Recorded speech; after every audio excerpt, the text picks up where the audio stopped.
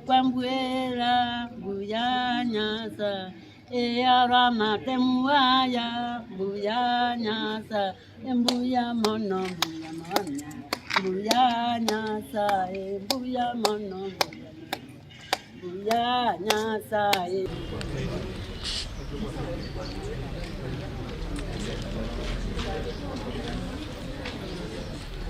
Mungu anasaidia mimi ni kivyose. Mimi naenda nyumba yangu, mimi hakuna kitu, si mimi peke yake nyumba yangu, hakuna mtoto, si mtoto hii ni mjukuu, ni yangu. Mungu anatoa nyumba ya chera, asanti, anakoka saiti. Hakuna maneno ngine. So as you can see, the lady is happy after having been acquitted of the charges of grievous harm leveled against her. The court has today come out clear and said that there was no evidence at all against the accused person.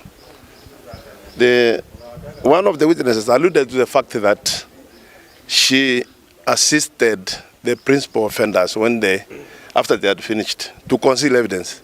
But even that one, the court has said that the investigations were not properly carried to show that she actually participated even in concealing the evidence in this matter. And you can see the old lady is, how old? She's 8 years, and she looks happy. She looks set.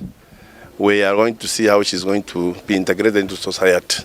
But going forward, let the investigations be done on matters where it looks as if it is a public issue, so that we do not subject people like this one into public lynching, mob justice, and all that.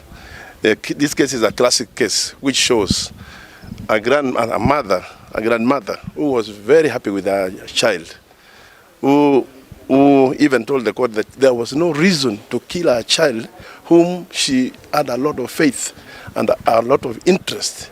A person who was going to inherit her property, a person who was going to continue with the lineage of her generation. So I want to urge our people, let us not always go fast. Let us give the courts time to decide. It is the work of the court to decide